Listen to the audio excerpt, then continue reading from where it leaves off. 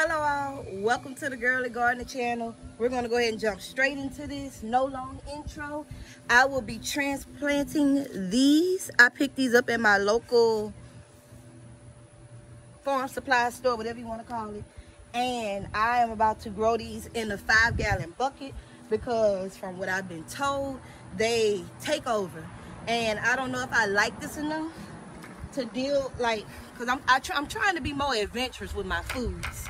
And I'm not sure if this is something that I'm going to like. And I don't want to plant a whole bunch of them like I did with the radishes. And I ended up boiling them, putting them in the blender, and giving them to the chickens. So I'm going to go ahead and show you how I transplant this cucumber plant or cucumber-melon. It's so cute. I'm going to post pictures of what it's supposed to look like. And we're going to go ahead and hop right into this. So with this plant, I'm being very specific to add in my bone meal. And bone meal is important for this because this is a plant with two genders or two sexes, whatever you want to call it. And you need the bone meal for the flowers. And you're going to have a female part and you're going to have a male part. The female part of this fruit will have a little bitty baby version of the fruit. And it needs its male counterpart so that the fruit can be pollinated and can grow into a full fruit. If you are having problems with pollination, you could go in and hand pollinate them. You could take the male flower and push it up to the female flower, and that should pollinate it. So this is a really important part. Look at the roots. The roots are not root bound. It's not wrapped all over the plant. The roots are very healthy and white. You don't want a plant that's root bound because it's going to struggle to take root in the rest of the soil. So usually if I have a plant that's root bound, I will try to break it up, but I check the bottom of plants before I leave the nursery with them. So I'm just going to kind of dig a little hole in it, and then I'm going to backfill this with my compost and my garden soil mixture.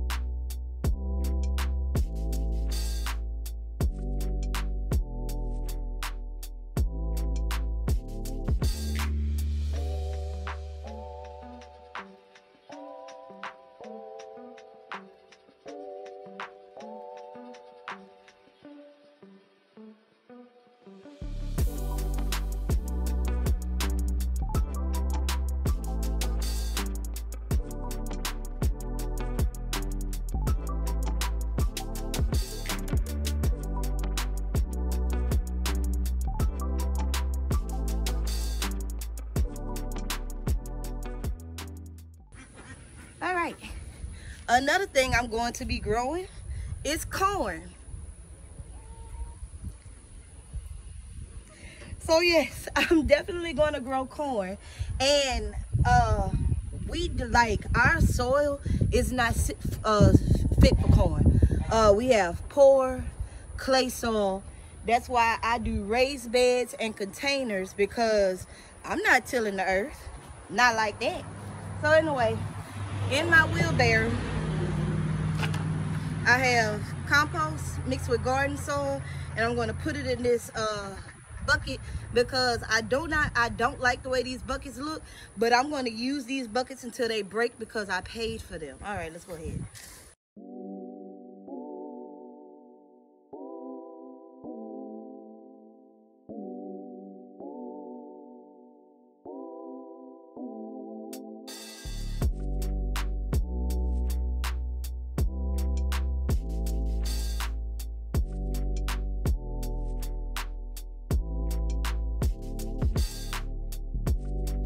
So corn is actually grass, and the corn, like the cob that we eat, is a byproduct of the grass.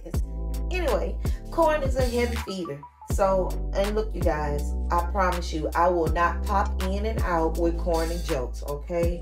I want to leave that alone because I don't want you guys to think that I have deep-rooted problems, because I don't want to get stalked over this, all right? So, be all ears for this part of the video.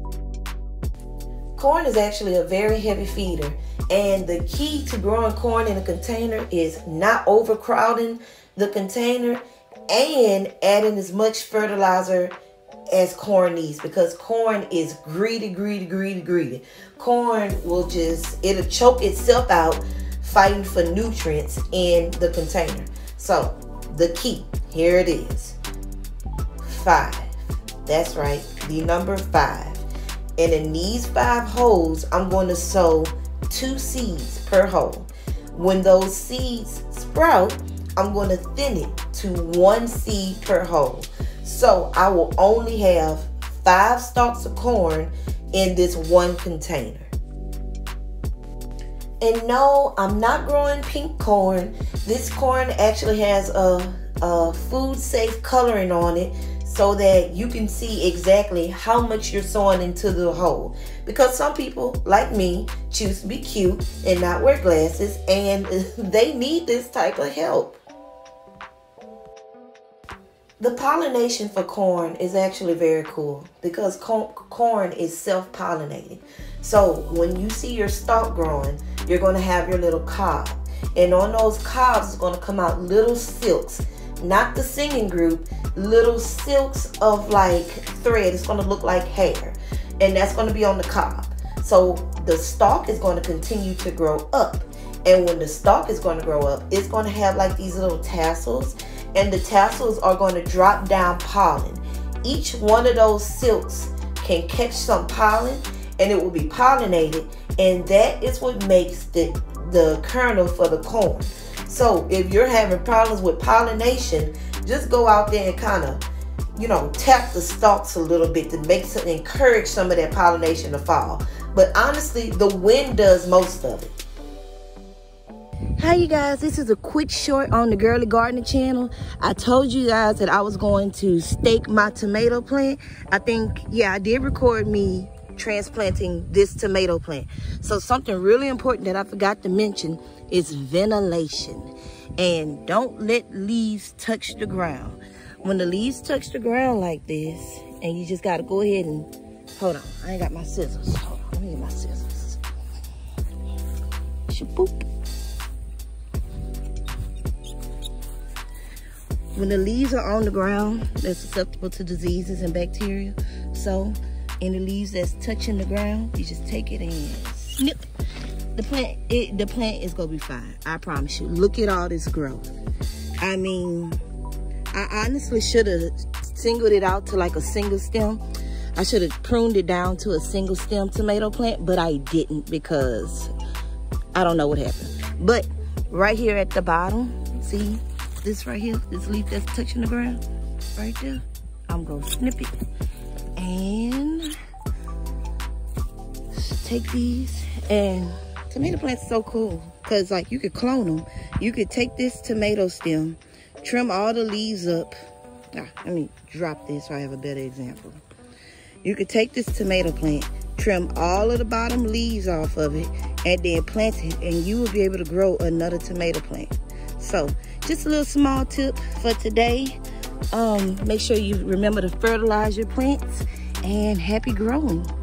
Now she looked a little naked from before, but this is going to help her so much, because now she's going to have all this air to breathe through the stem. She's not going to be weighed down by extra branches that are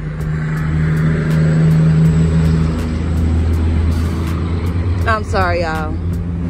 Every truck is driving by today.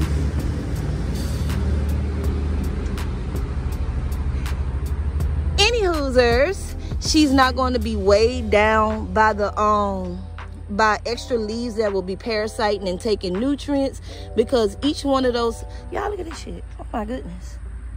The tree has grown into the tie. Huh. Okay, I'm gonna have to snip that and just put it somewhere else. I might have put it too tight. Okay, so another lesson. be careful. Don't tie your plants too tight. Give them a little bit of slack. But anyway, prune your plants, and when you prune them, make sure you fertilize them because you did just shock them. So, yep, y'all have a good one. Now that I've done more research, I should not be tying this with twine. Apparently, you're supposed to use some type of structured Velcro, but you live and you learn. The plant will repair itself. I'm just going to stake it up a little higher so that it has some support and it doesn't snap. So just be careful. As the days get warmer, some things are going to bolt and go to seed. There's nothing I can do with this collard tree.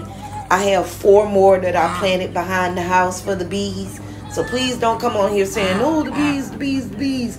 The birds and bees will be fine. Trust me. And that's it for this video. I try to give the chickens as many scraps as I can. They're going to clean all of the leaves off of this, and then I'm going to chop it up and put it in the compost. Thank you guys so much for joining the Girly Gardener. If you have any questions, let me know. In a few seconds, you're going to see my baby's reaction to seeing the caterpillar for the absolute first time, and I just adore her.